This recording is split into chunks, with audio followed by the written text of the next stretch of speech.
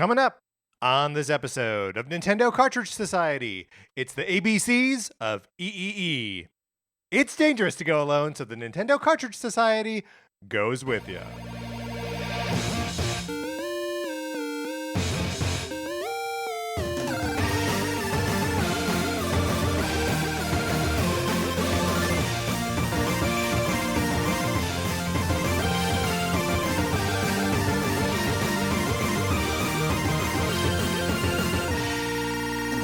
Welcome to Nintendo Cartridge Society. My name is Patrick Ellers, and I am joined, as I am always joined, by my co-host, Mark Mitchell. Mark, how you doing? I'm doing great. It's great to see you.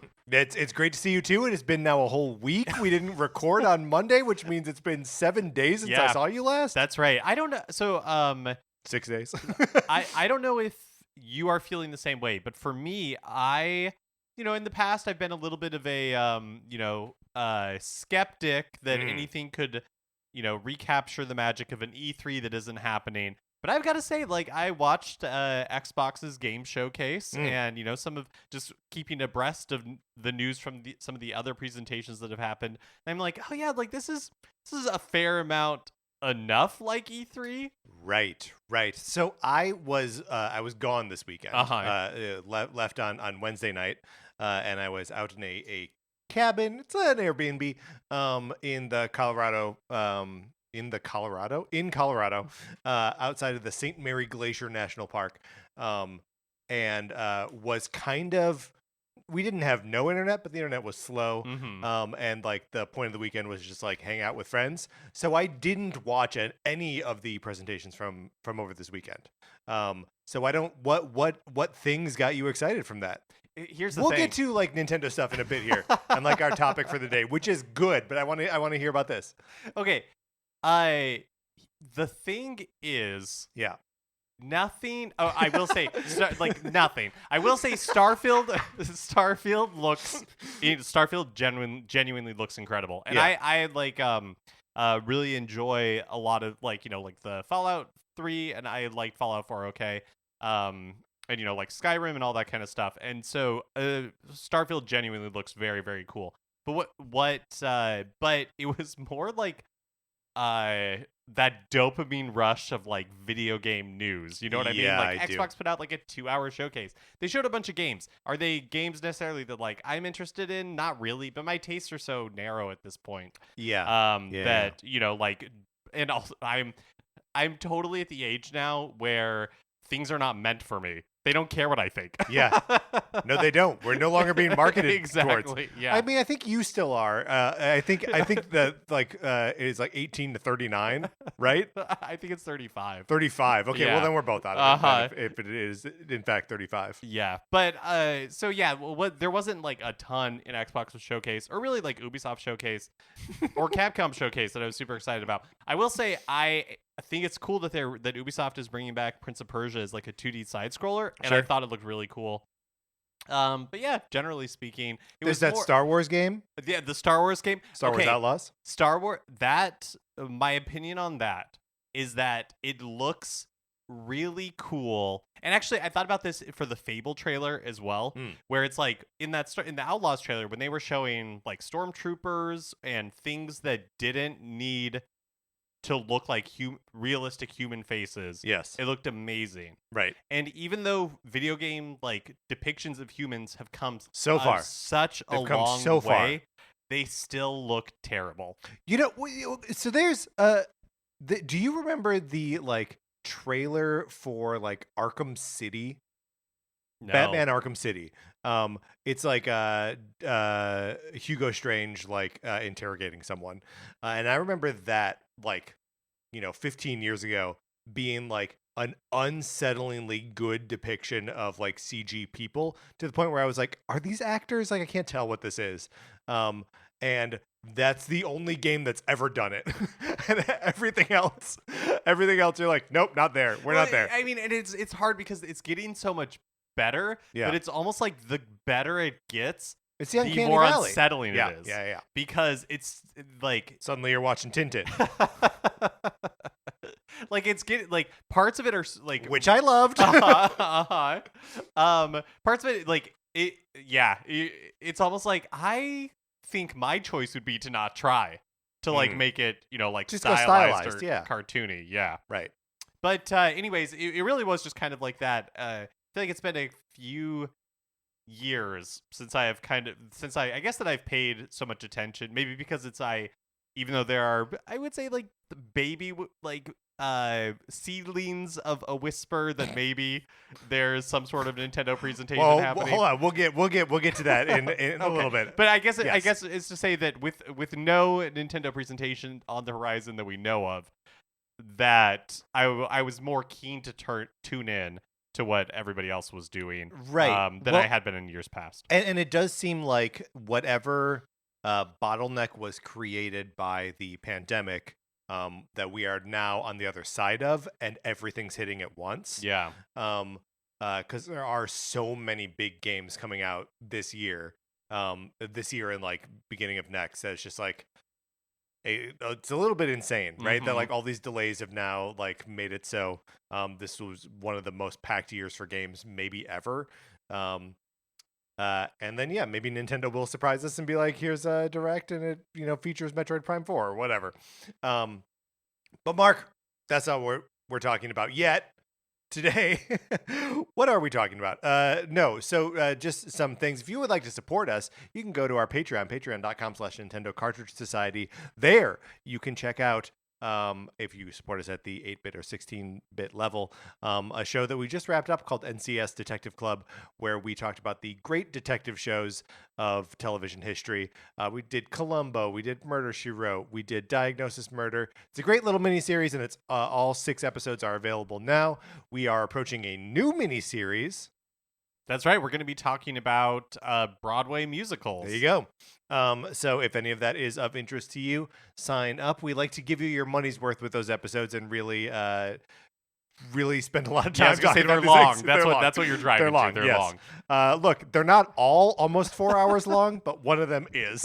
So thank you to all of our Patreons, to our patrons, everyone who supports us there. And thank you to everyone who listens to the show, regardless of whether you support us with money. Either way, you can join our Discord. Email us at nintendocartridgesociety@gmail.com, and we will send you an invitation. Little programming reminder / update. We have no news episode next week on Tuesday unless a Nintendo Direct happens. Yep, and we don't expect it. No, in which case we will send telegrams to each other at our locations. Right. And coordinated time for us to string toucans together. Right. So we can... The birds. We string some toucans together. Yeah, that's right. And we pull on their feathers until they say the things that we would say to each other about the Nintendo Direct. Yep, absolutely. And toucans are not birds that talk, so that would be... You just got to pull the right feathers, okay? and then they'll talk. All right, Mark, let's get into our topic. Let's do the ABCs of Nintendo's E3s.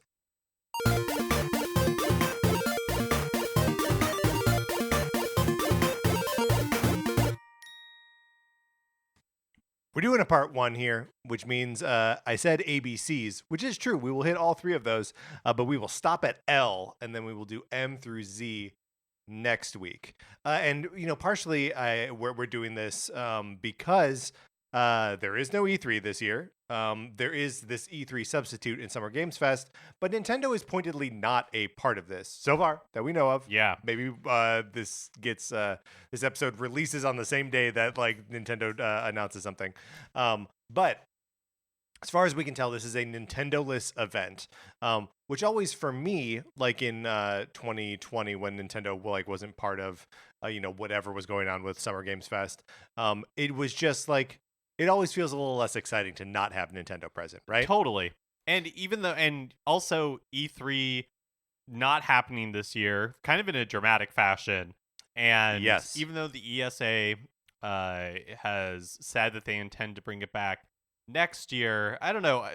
I feel like we've buried E3 a lot of times, but this feels like a nice moment to kind of like look back at Nintendo's presence at E3s in the past. Yeah, so that's what we're doing here is that we are going through and we're picking some of the strangest or most exciting, frequently most disappointing moments, I'm sure, from Nintendo's E3 presentations in the past, as assigned by a letter, and just sharing them and bringing up these memories. Can I say one thing that for me was interesting when I was compiling my list was when you're it's nice to look back on E3s historically because ones that maybe at the time felt disappointing or were silly or Yeah. like just like super bizarre and not really anything was of interest was announced. Looking back through it through the lens of like history of time makes Yes. it so much more enjoyable. Well, and I mean, we talked about E3s maybe around June of 2020. Yeah. That we did like a sort of retrospective of the various years that new hardware was like featured for the first time, and it's so interesting to see Nintendo going through it, right? Like when their back is up against the wall and they're like, "Oh God, we're getting our butts kicked by like PlayStation." They're just like, we're innovating and we like all this kind of crazy stuff where you're like, oh, all right, guys. Yeah. In the early 2000s, they have such a chip on their shoulder. Such a chip on their shoulder. There's I think it's like the 2003 E3 that I pull a couple of things from in my list, but in they're calling themselves like the undisputed kings of video games. Yeah. Like they're just coming out with that like language where they definitely you could like you're saying you can tell that they feel the heat, but the way that they deal with it is with like swagger. Right. Well, and like the products they have to sell do not match the marketing of the time. The tenor at like all. It just doesn't. It's. I mean, can we just get into our? Because my A example is a great example of this. Okay, yeah. Let's just start. My A of Nintendo E3 is Animal Crossing. I don't know, Mark, if you have had opportunity to watch the Animal Crossing trailer from E3 2002, but this video is insane. It is, Animal Crossing had come out in Japan as Animal Forest, and it came out on Nintendo 64. Now the GameCube version of this thing is going to come out on GameCube, and the trailer for Western audiences is it's like a kid. He's like 13, maybe 14, and he addresses the camera directly. And he tells us that you won't believe this wild new GameCube game that lets you do all the things your parents won't let you do.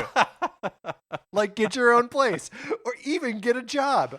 Oh, man. So, it's where it's in a time where the concept of a game where you don't have like goals or enemies or combat or whatever, where that doesn't exist. And so they've got to get this like rad little kid to appear and like try and sell you on it as like a cool thing. I pulled some other dialogue from the trailer. Imagine hanging out with your friends or planting trees and picking fruit that you can sell for bells. That's the money you use to buy things in your village. The most radical thing about Animal Crossing is that it's in real time. So when it's nighttime here, it's nighttime in the game. That is radical. It is radical, and this kid is really big on telling you how radical it is.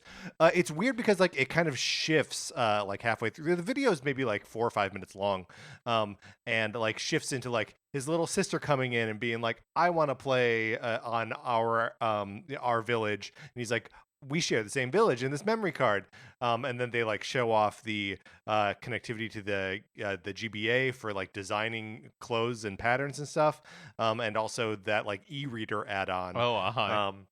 And like how all that works, and then like friends come over and they bring like their village on a memory card. So they are showing off like all kinds of like weird things and like features that are genuinely interesting about Animal Crossing, but have to package it in this way that's like, 2002, man. Like, it's an immediately post 9/11 world where we're just trying to make sense of anything. It's like this cool little kid will tell us what to do. No, there's so many examples of this where it feels like what Nintendo of Japan is creating are a lot of things that Nintendo now is cherished for, right? Like, yes, very cute and approachable and family friendly, and they're handing them to Nintendo of America that is kind of like, I don't know how to sell this. Right. There are no guns in this. What do you want me to do?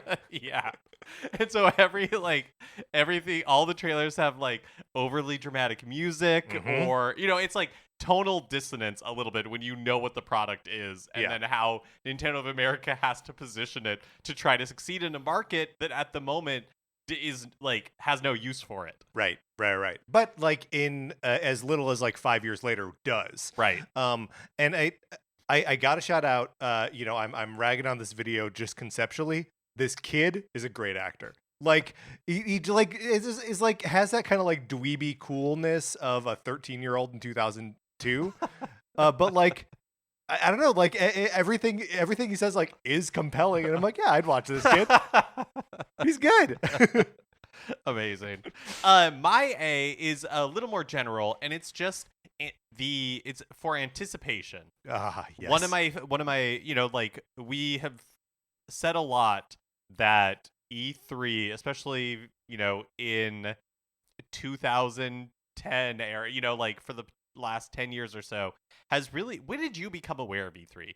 I'm not really sure. I feel like the first one that I not even like knew what was happening at the time, Mhm. but was like aware that E3 was a thing was the Nintendo DS one, because I remember reading about like the reveal of the Nintendo DS in Nintendo Power. Was and that then 2004? and then talking about E3, and that's when I feel like that's when I started like reading IGN and stuff. Yeah, I feel guess like that makes that's, like, sense. when I became aware. Well, because like it's hard to be aware of E3 in the pre-internet days. I do have some examples here from 1995 Right. and whatever, but these are presentations that I had to revisit retroactively. Totally. And it was so much more of a trade show Totally, yes. back then, where it really was like, we're talking about graphs. And you know what I mean? Where Yes. it's like, here's like the Yes. latest sales figures, because that's what you're here for. And it was so much less consumer focused than it has been in the past like 15 years or so. But yeah, the anticipation of an E3, I just remember it really was kind of like the day before Christmas, Absolutely. where it was like, oh, what is going to be under that Nintendo presentation tree? Well, and because Nintendo is so good at keeping secrets, right? I thought I thought about having my S be surprise. It's not, because there are too many other. Every game they make starts with the word super. But like, yes, you can pretty much be guaranteed a surprise in a Nintendo E3 presentation or Yeah. direct, like something that you did not know about and is cool. Mm-hmm. And very few other publishers like manage that. Things leak, Yeah, absolutely. Also, I love like anticipation being the most exciting part about a Nintendo showcase. It reminds me of when Amiibo were first coming out, and they were like impossible to, and they had like GameStop exclusives and Walmart exclusives. And at the time, I said that my favorite Nintendo game is trying to buy Amiibo. Okay, so B. You want to do the snake style, so you do your B? Yeah, sure. Okay. So my B is for Bill Trinan, who is now the vice president of player and product experience at Nintendo of America, but started at Nintendo, I believe, in like 1995 or 1996 as like a localizer, like translating from Japanese to English. Yep. And very quickly, from one account that I saw online, within like 6 months of starting, was pulled in to be like Shigeru Miyamoto's translator in a lot of different situations. And when you're looking at it, you don't really see this anymore, because they don't do presentations on stage where, and now everything's filmed and they have like voiceover that is Right. translating in. But at the these old E3 presentations, Shigeru Miyamoto would come out, maybe he would say a few things in English, but then usually he would switch Pretty to quickly, yeah. speaking in Japanese, and then usually Bill Trinan is there, Mhm. like a huge part of the presentation, like translating for him, but also like being a part of the gameplay demo. And it is one of the earliest ones I saw was E3 2001, which was the year that Super Smash Brothers Melee was revealed, and he looks like a baby. Yeah, he looks like and like I don't know that he ever truly grows out of looking like a baby. Like there's something very like reserved, like introvert about Bill Trinen, and having him paired up with Miyamoto, who is this like, even at like 70 or however old he is now, is this like font of energy and excitement about video games and their potential. And it's not that Bill doesn't share that, but it's just like, I don't know. They have such a fun dynamic Mm-hmm. together. There was one of these presentations I was watching where Miyamoto introduces Trinan by saying he's the best translator he knows. And I'm just like, these guys love each other. It feels like they have a genuine like relationship, and it just comes across without them like feeling like a duo. Right. It's still like the Miyamoto show, but like Bill's so good at like just making his words come out of Bill's mouth. Yeah. Yeah, I just feel like he's been such a big part of of Nintendo's E3s. Yeah, absolutely. And what a great B, Mark. That's so good. My B is Batman Arkham City Armored Edition. And yeah, I did just talk about Batman Arkham City a moment ago. But Batman Arkham City Armored Edition is something I'm using here to be representative of something that was happening in E3 2012. It really, Nintendo proudly positioning the really half-ass commitment to the Wii U from third parties. Uh-huh. And Batman Arkham City Armored Edition is one of them. Scribblenauts Unlimited, so both WB games, and then Zombie U and Just Dance 4 from Ubisoft. Those were like the 4 games they were like, see, we this is not the Wii problem. We have, or this is definitely not like the end of Wii life a problem. We have third-party developers making like AAA games that are for serious gamers on the Wii U. And it all like rings kind of hollow because like Batman Arkham City was like had been out for like 4 years at that point. And like Zombie U was a dud. Scribblenauts Unlimited is just a special Scribblenauts. Like, all these things are like half measures. And then Just Dance 4. I mean, come on. they would end up putting more Just Dances on the Wii after this. So this was not really a good example of third-party support coming to the Wii U. Yeah, there's so much to talk about that Wii U presentation. I mean, I guess we did. We did an entire episode in 2020, kind of like dissecting that presentation. But when you said that third-party support like kind of felt hollow, there is so much about that Wii U presentation that feels strained. That you know what I mean? That feels just like, I don't know that anybody's buying this. Yeah, like, even that's the true. people who are presenting this on stage. It's kind of strange. Yeah, it is kind of strange, but it's also not that unusual. Like, I feel like there are a lot of, and we will get to other examples where it's like they're selling something and you can tell that they're like, is this what you want? I feel like it's part of the reason they stopped doing live presentations. Yeah, great point. Yeah. Great point. I mean, I'm sure we will get to one of like the real reasons that they stopped doing live presentations. But in the meantime, for my C, I'm going to shout out the convention center, the LA Convention Center, which hasn't always been the home of E3, but as soon as they sort of like settled in on that, that's been the place where it has been located for the last like 25-ish years, or 20-ish. Anyway, it doesn't matter. A long time. It's obviously very convenient for you and I. It means that we've been able to go to some E3s in the past. If it was happening this year, we both would have been there. And yeah, I like the LA Convention Center, so just calling out the Convention Center. One thing I've gone to the LA Convention Center for like conventions only a handful of times, and the majority of them have been E3s. Yeah. And so that's kind of in my head E3 was huge, and so it took up the entire LA Convention Center. Yeah, which is also enormous. Large. It has like 2 big halls, and sometimes you got to run from one to the other because you're going to be late for your Final Fantasy VII remake demo. That's right. And so just recently I went to another just normal convention that was happening at the LA Convention Center, and it took up just like one tiny area of the convention center, and it was just so jarring to me because I Yeah. was used to conventions being like a huge, like blown out affair. And it is one of the like great huge convention centers in America. Like it's on par with like McCormick Place or the Javits Center. Talking up convention centers, I I love it. Oh, but I guess like you've been to a lot of cons. I've so been you to have- I've you been to a have fair lot number of convention cons. Yeah. center, And- experience. And like it is weird to walk into a convention center and be like, well, this is it. This is all there is. I never had that feeling at the LA Convention Center. There's always more ground to cover.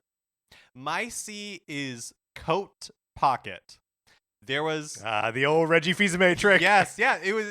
There were 2 years back to back where Nintendo kind of pulled the same trick. So in E3 2004, which is the Nintendo DS reveal, that happened like Reggie Fils-Aimé in his first E3 with Nintendo, out of his coat, like his inner coat pocket, pulls an original Nintendo DS Yeah. and is like showing it off, and that was like the big like ooh and ah moment of the presentation. And there's something so bizarre about just pulling out the raw hardware. It's not in a case.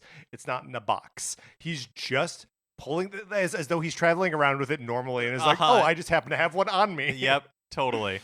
And but then it was a trick that was so nice they did it twice, because at E3 2005, when Satoru Iwata, then president of Nintendo, was showing the Nintendo Revolution for the first time, before like the Wii name was revealed or anything, and they just had a prototype system.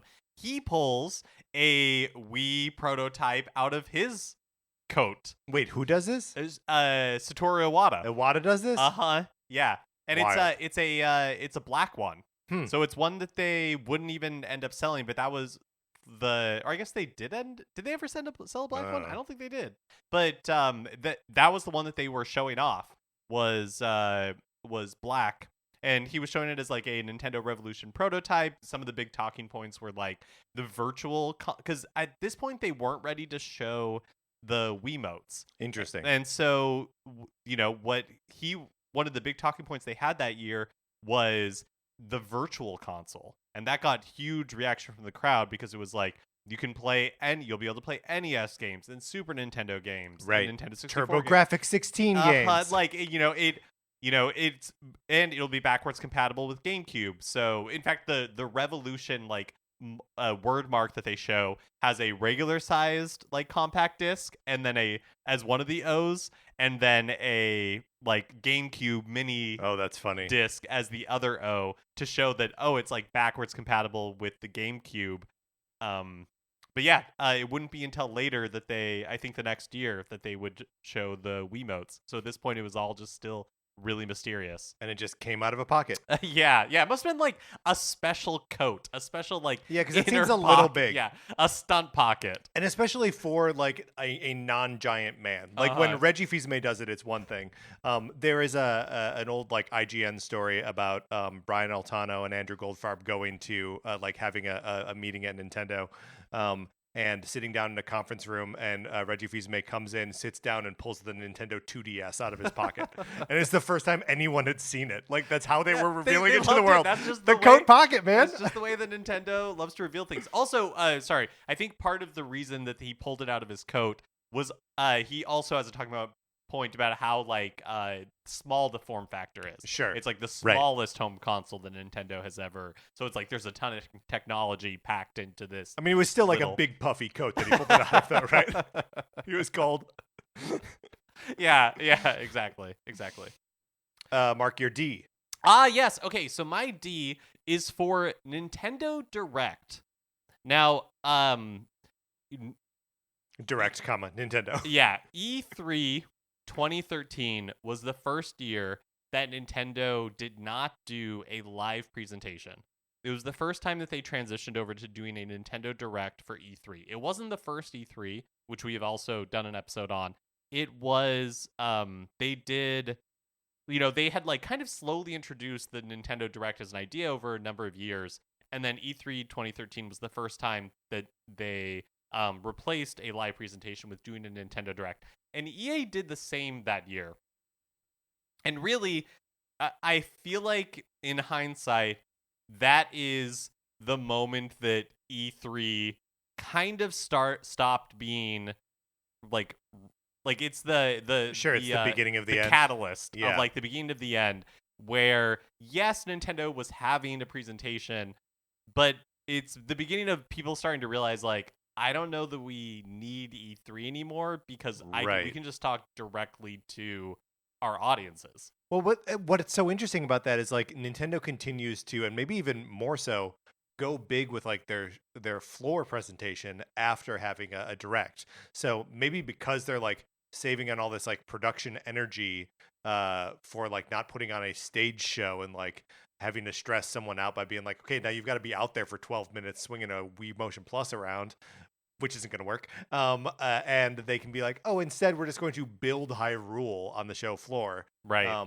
And so there's something about like, and Nintendo figured this out that they could do the direct, which is just this direct video presentation, and then also something physical on the show floor that doesn't have to be like those two things together are way bigger than one stage show. That's a great point. And also, like, I feel like for most companies that, we see Apple now is doing their like worldwide developer conference presentation as like an edited video. Yeah. It's just so much like, you don't have to worry about demos going wrong. You don't have to worry about awkward timing. You don't have to worry about translation. You don't have to worry about all that stuff. Like, it made so much more sense for Nintendo. Like, I think it makes a lot of sense for that transition to happen. Yeah. But do you miss it? Do you miss the stage show?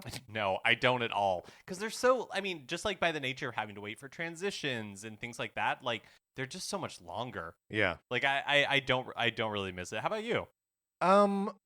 No, I mean, I guess I don't, because like, I went back and watched a lot of these to prepare for this, and like, there's a lot of fat on those shows, right? Where you're just like, well, okay, Bill Trinen and Miyamoto are out here, like, we got them on stage, they got dressed up, like they better talk for 10 minutes now about one game, right? Right. And a direct outside of like a Super Smash Brothers thing isn't going to be 10 minutes of video about one game. So, yeah, I guess I miss it in the abstract, but like in practice, no, I don't miss it at all. Do you know, this is apropos of nothing, but watching these presentations and like the live versus recorded, Yeah. there's something so cumbersome about, in hindsight, about the Wiimote and the nunchuck and like the wires connecting them. Yes. Like when people are holding them in demos and trying to like move around and everything. It looks stupid. It does. Yeah, it does.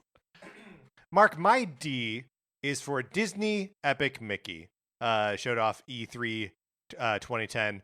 It's always kind of cool just to see like a company stepping up and being like, we're gonna, like a big company like Disney having this sort of like partnership to make this game, and then it's presented by Warren Spector and Adam Crichton, who's like playing the game as like Warren Spector talks through all of it. They show a lot of the game.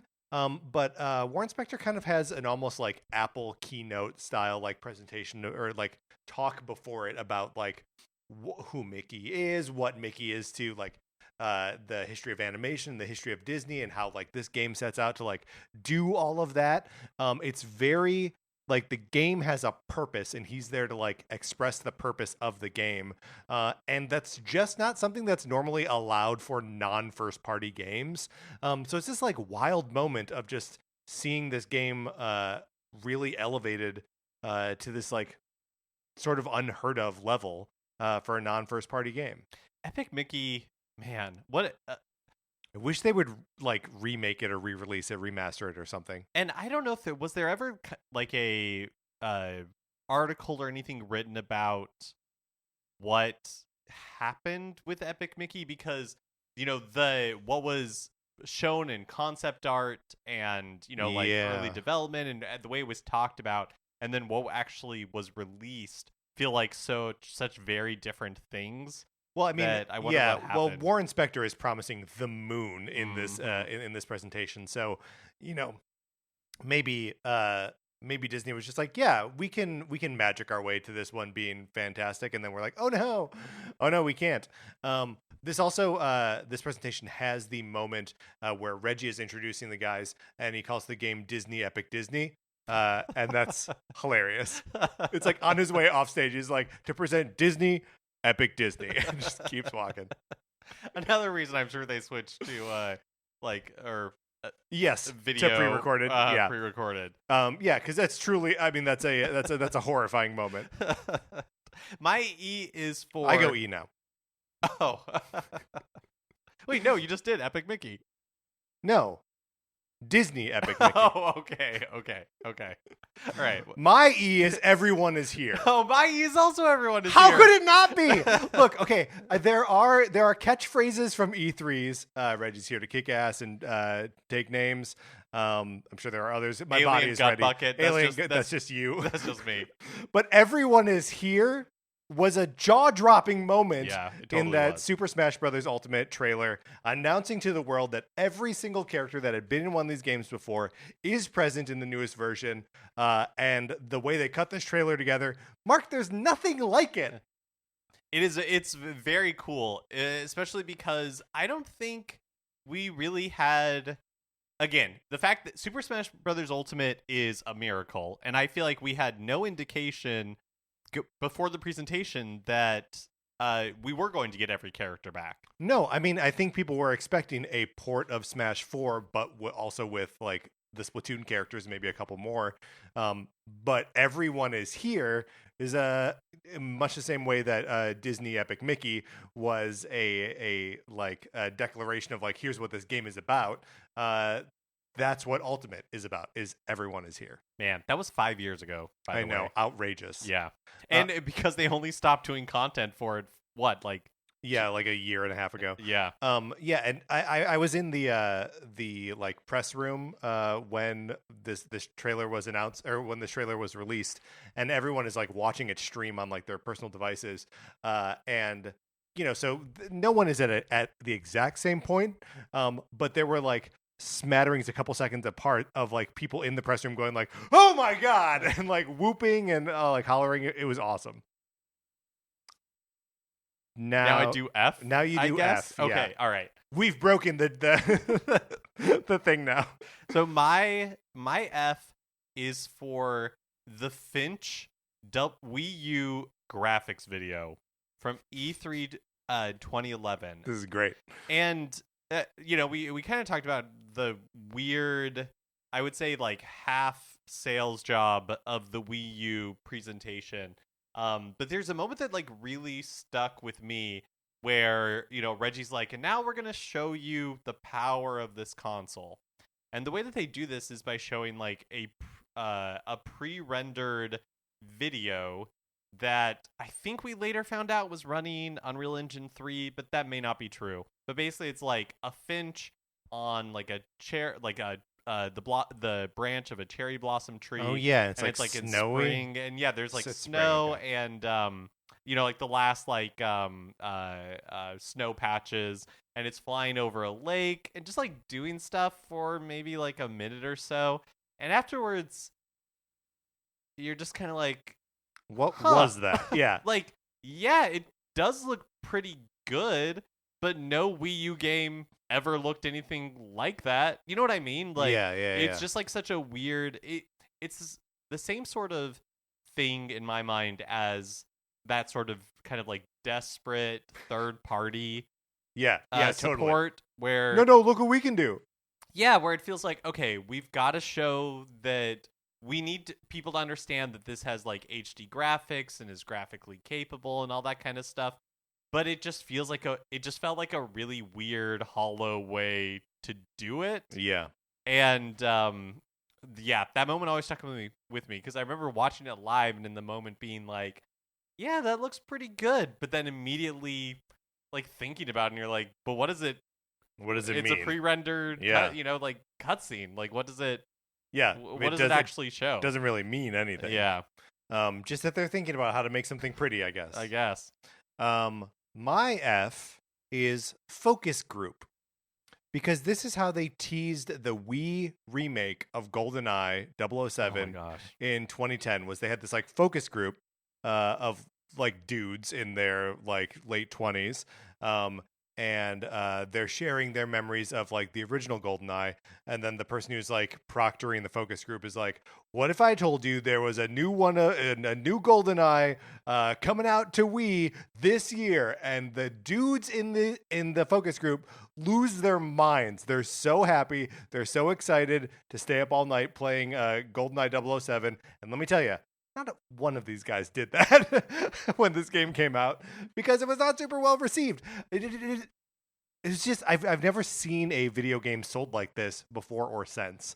Of like, here's a focus group of people saying how much they love the original, and now here's the new one. I had forgotten about that. It's such a strange choice because it's almost like just a commercial, right? Like, sometimes you'll see focus groups in commercials, right?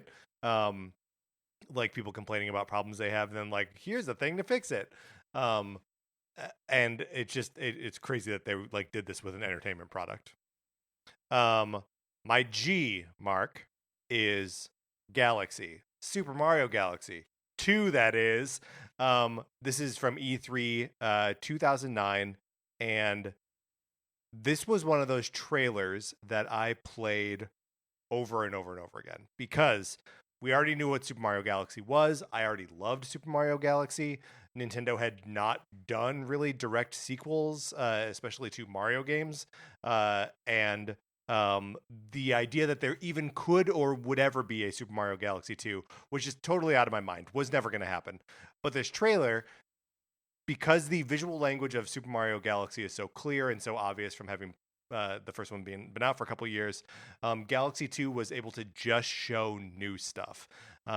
And you get Yoshi, you get like the drill, you get like Mario running around a tiny planet and like flowers popping up under him, weird little creatures, and just like glimpses at all this cool stuff. And it's all scored with Super Mario Galaxy music, which is, of course, incredible. There is a section in this trailer where the music is playing and the bass line goes to, so it's like the like full brass horns just go to this like sustained support. So instead of like anything rhythmic or like pulsing, it's just like holding out these bass notes. Can I play a little bit of it for please. you? So I'm just gonna start like kind of at the beginning so we can just get like a sort of like sample of how Galaxy music sounds, and then I'm gonna jump ahead to like the point. And honest to God, Mark, I hope I don't start crying during this. I find it so moving. Here's the first chunk of the music.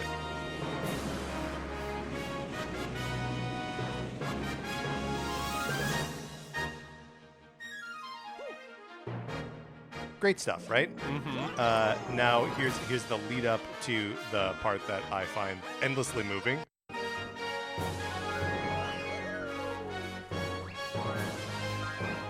Right here.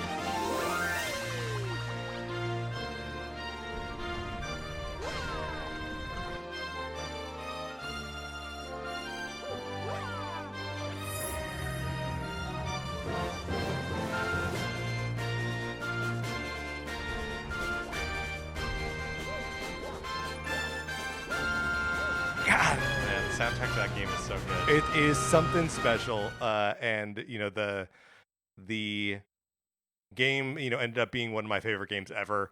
And so yeah, I think about the moment I first saw that trailer at E3 2009 like over and over again. Love it, love it, love it. That's amazing. My G is of a little different quality. It is Gun. My G is for Gun. Okay. So, all right. we talked about before, E3 was around for a really long time, and I would say didn't really start becoming mainstream until, I don't know, like G4 started doing like Sure, yeah, that makes sense. like showing the videos in the early 2000s. And so when it was more like media focused and more just like, hey, here's like the Nintendo's marketing executive and all the tenor of the presentations was sometimes different than they would be now because they're so much more consumer focused now, but also like you were saying earlier, Patrick, Nintendo in the early 2000 in the GameCube era was punchy. They had a chip on their shoulder. Yep. They were coming in with like a lot of like bravado with something to prove. And so I was watching bits of E3 2003, and this is the last year that George Harrison, which was a Nintendo marketing executive, like led the presentation. And he's talking about how, like in these are like the opening moments of his presentation. He's talking about how like each franchise installment at Nintendo is better than the last, but the characters stay true. Donkey Kong is a lovable ape. Like Link will never lose hope. And then he goes, of course, Mario will never start shooting hookers. It's like you just okay. and like the audience like laughs, like everybody loves it, Right. But it's just like so funny. You would never in a million years, they would never in a million years do that today. No. I mean, I don't think they would say hookers on stage at all. Let alone say it in the same sentence as Mario. Yeah, I know. I'm trying to imagine like Of course, Aonuma. Mario's not going to start shooting hookers. Got to get their digs in at Grand Theft Auto. Yeah. But they don't mind. They're, Grand Theft Auto, whatever. Nintendo's got Animal Crossing to blow 13-year-olds' minds. Hey, that kid, he's so excited to do cool stuff that his parents won't let him do, like own a house and get a job. Yeah, I was so shocked when he said it. I was so shocked. I don't think I've seen that because I feel like that would be burned into my brain. George Harrison did this? Yeah. Not the Beatle. Not the Beatle. Mark your H. My H is for Hookman, the Resident Evil 4 hallucination build. Whoa. From E3 2003. This was, as part of like Capcom's commitment to the Nintendo GameCube. They were showing Resident Evil 4 footage for the first time, and it's the version of Resident Evil 4 that they ended up scrapping and basically like completely redoing. And so in the short trailers, short footage that they're showing is like this character who he comes out of a painting and has a hook for a hand, and that's all we know about it. The game was completely redone, and so the elements that we see.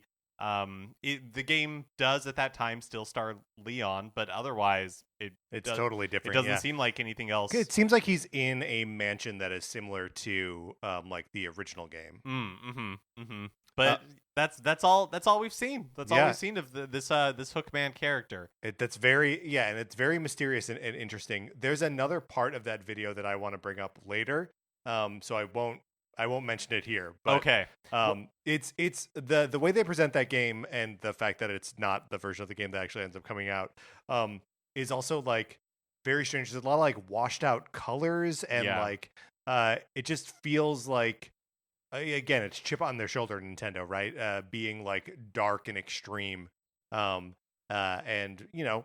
that's an okay way to sell Resident Evil, I guess. But it sure does feel weird. Does your moment feature Shinji Mikami? It does. Okay, yes. Then I won't say because there is something there. There's a he has a stinger in there, but I'll leave it. I'll leave it. Yes. And then if you don't mention it later, we can tune come into back part to it. two. Tune into part two because I definitely will. I know exactly what you're referring to, and don't worry, we will talk about it. Okay, perfect. So my H is Howard Lincoln. A NOA chairman who was one of the like early American voices for Nintendo at these stage shows, starting in 1995. And reportedly in 1995, he everyone was on stage for too long and like didn't have anything to like announce or say or anything because these things were like prehistoric trade shows then. Lincoln evidently like gets up there and like pisses away his time complaining about video game piracy.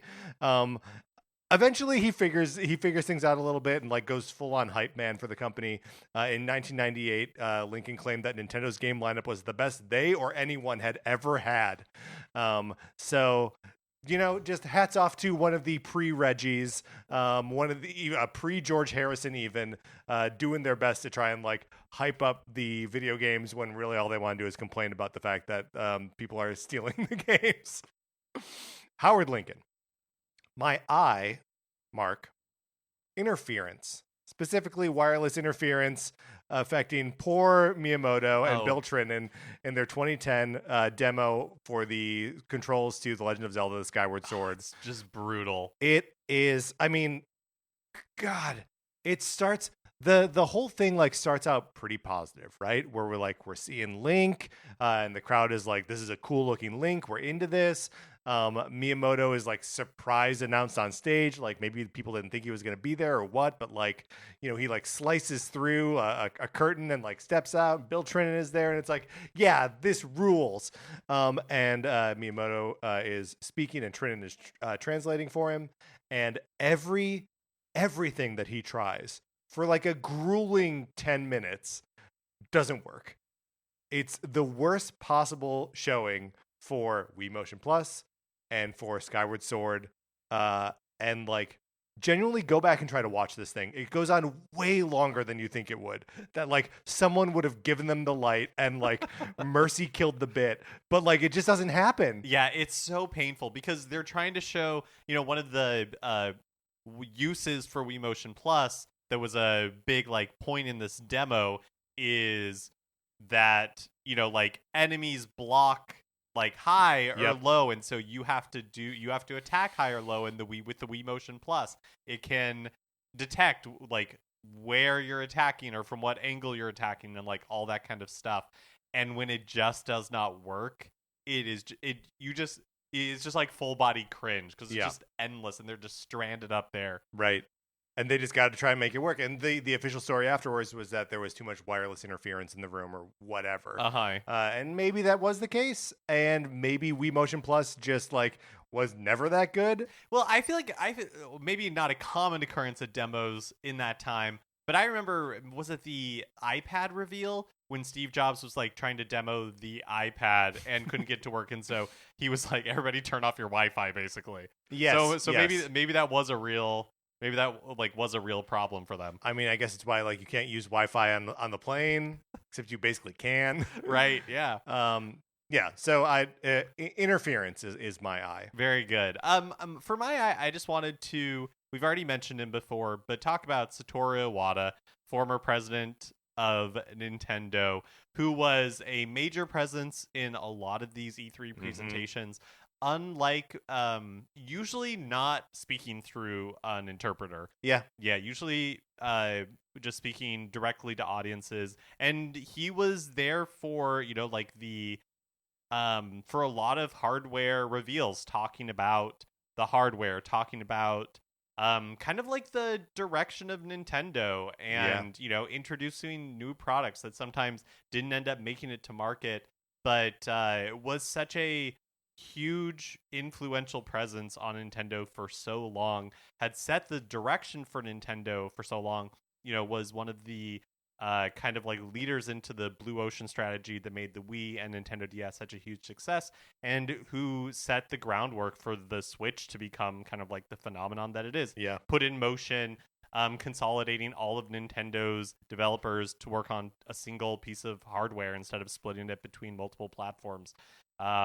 And just like in my mind, the classic E3 lineup is always going to be Reggie, Satoru Iwata, and Shigeru Miyamoto, and they all just seemed like they liked each other. Like that chemistry is chemistry that does not exist with any other company or their presentations. Yeah, totally. And like, my opinion on Reggie has soured a little bit in the last like couple years. But like Iwata always seemed like the like so and obviously Miyamoto's a legend and like you can't help but love him, but like Iwata felt like someone who is genuinely like interested and excited about games, but not like sometimes when Miyamoto talks about games, you're like, oh, you're just like you just love this stuff and like you have no control over it. Iwata is like he's like a student of the game, or like there's something about his enthusiasm that I relate to more directly. Miyamoto feels like to me like a math teacher who was always really gifted at math, like it just came naturally to them, and so has a really hard you can't really explain to you when you don't get it, because he's like, what do you mean you don't get it? It Right, exactly. What do you mean you don't get it? This is you move the Wii remote like a sword. Right, yeah. It's because it's just so comes so naturally. Whereas Iwata, who obviously like an incredibly talented programmer in his own right, but And businessman. and businessman, but just came across, like you were saying, as more like relatable, I guess, as weird as that is to say. Yeah, definitely more relatable and like seemingly with more like Miyamoto's obsession with like fun in games and like just going straight to abstraction because that's where you get the most fun. I feel like you run that through Iwata and he's like, no, presentation's important and like how we present the fun is as important as the fun itself, which I think is probably more in line with a lot of gamers and just people in general that like you want things to feel good in addition to like being fun.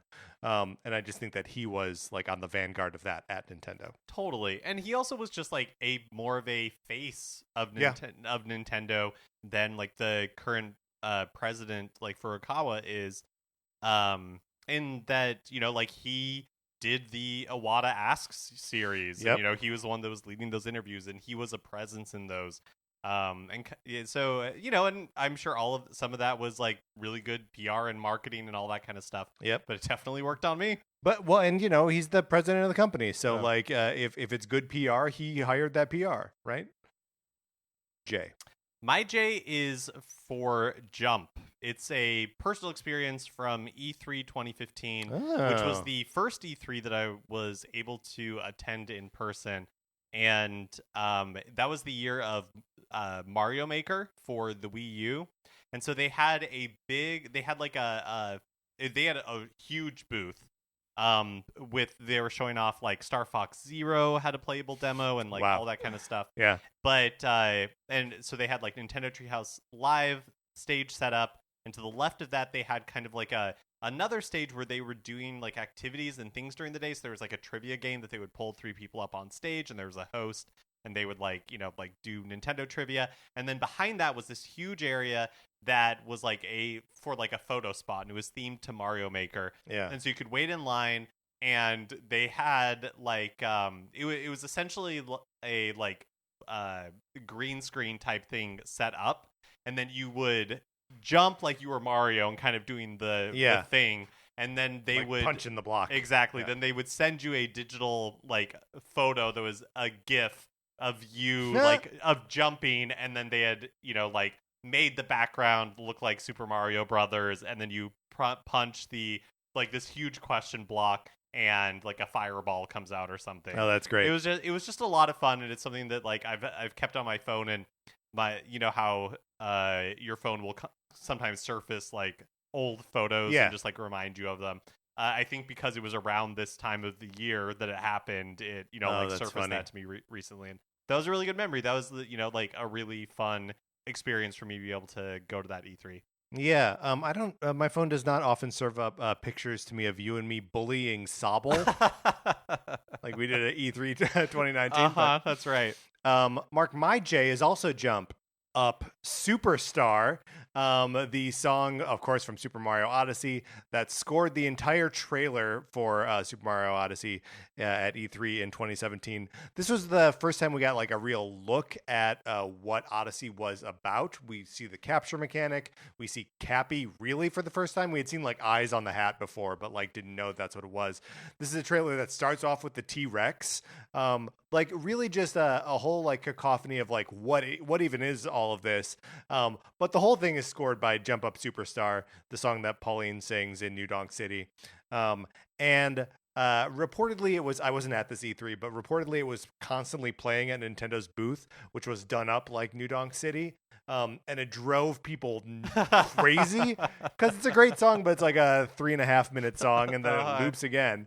And yeah, I mean, I remember having like a visceral reaction to like, what is this? I remember that too. And just having like so much of Odyssey, and especially having this like song, just felt not in a bad way, but just so weird. Yes, like so much of it, like you said, was just like, what is this? What is happening? Yeah, this like realistic looking T-Rex. You have this like song. It's yeah. It was absolutely crazy stuff, and the fact that there was like this audio cue. I guess I've now talked about music in trailers twice, and they couldn't be more different, and they're both like super impactful and fun and like perfect little representations of those games.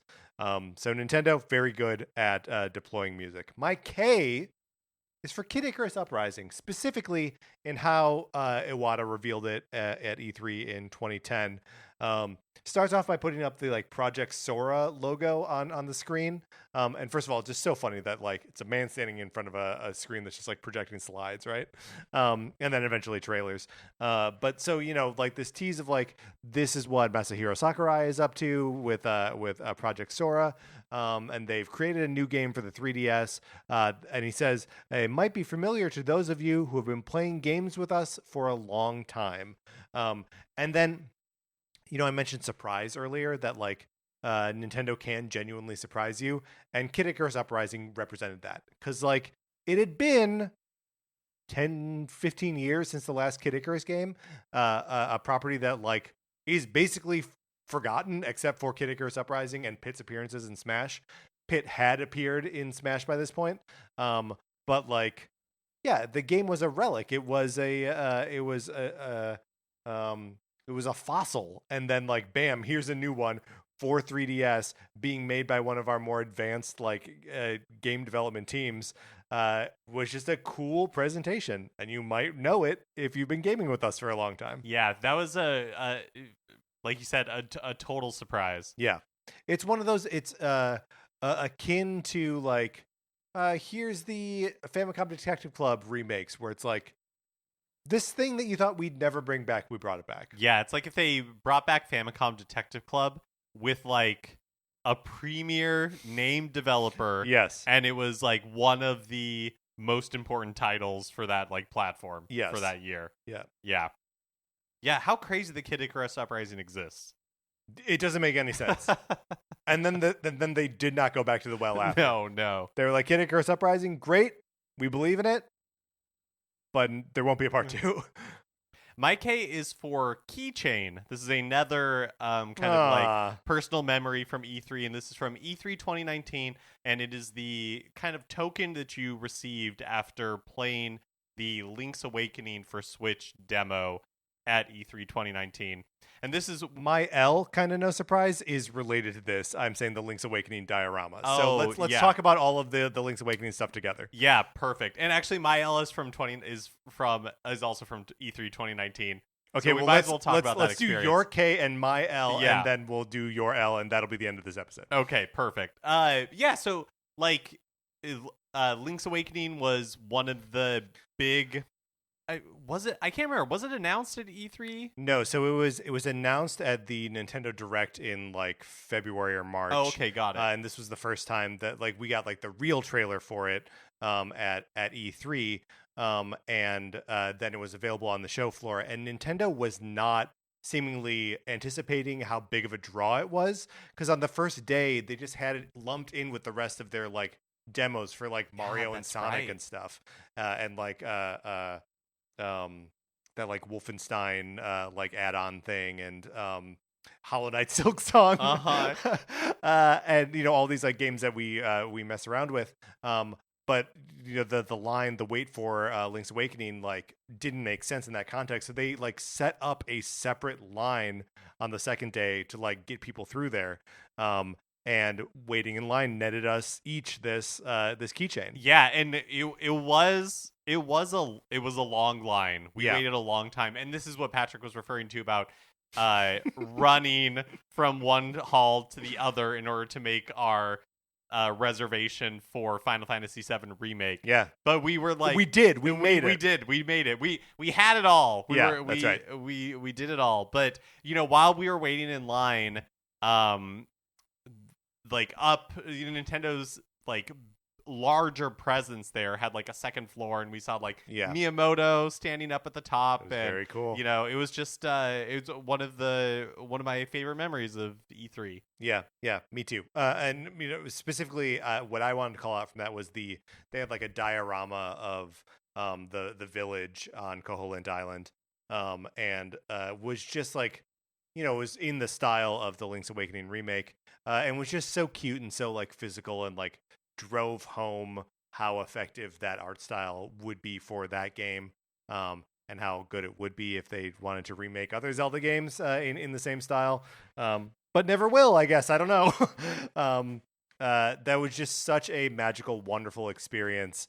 And like, I remember you and I getting like nervous about like, are we going to miss the Final Fantasy thing? Should we bail on this? The power went out at one point. Do you remember this? No, I don't remember. While we that. were waiting in line, the power like went out for like 20 seconds or something. Like, it was dark in the in the convention center.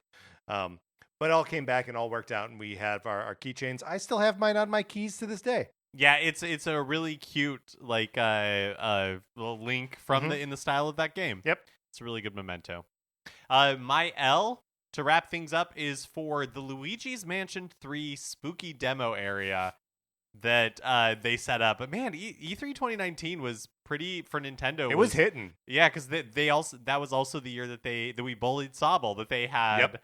That they had Pokemon Sword and Shield demo station set up. And the demo stations for Pokemon Sword and Shield, which I don't have on my list anywhere, so I'll just mention it here, was like the inside of a soccer stadium. Yeah, it was very, that one was also very cool.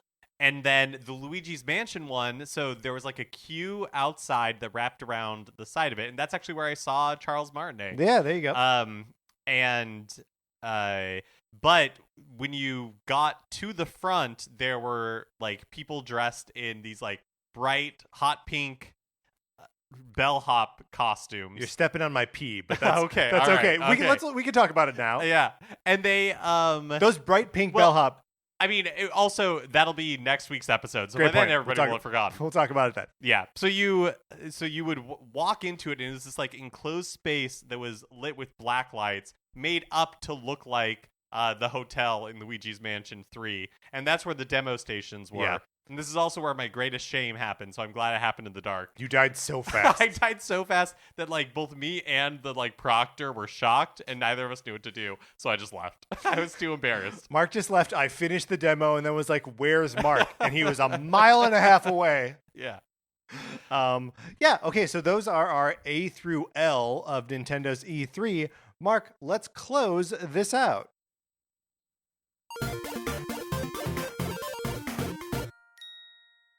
So that's going to do it for this episode of Nintendo Cartridge Society. Certainly. Join us next week when we will finish. We'll go M through Z of Nintendo E3. Thank you so much to Connor McCabe, our 16-bit patron. We appreciate you, buddy. Everyone should join our Discord. Send us an email, and we will send you an invitation. Anthony DeLuca made our logo. Our theme music is provided by 8-Bit Betty. You can get more of his music by going to 8bitbetty.com or by listening right now. For my co-host, Mark Mitchell, this is Patrick Ellers saying thank you for listening.